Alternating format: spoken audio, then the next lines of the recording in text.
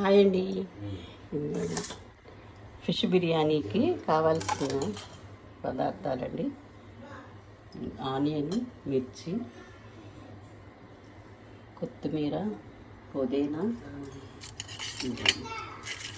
Star పువ్వు, లవంగాలు, దాల్చిన చెక్క, యాలకులు, బిర్యానీ ఆకు.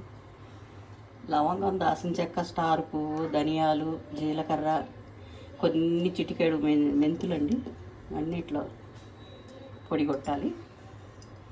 దానిలోకి 2 టమాటాలు, అల్లం పేస్టు, కారం, ఉప్పు, పసుపు అండి. నూనె కాగిందండి. ఇప్పుడు మనం వేయించిన నూనె ఉంది కదండి, దీనిలో వేసేయచ్చండి.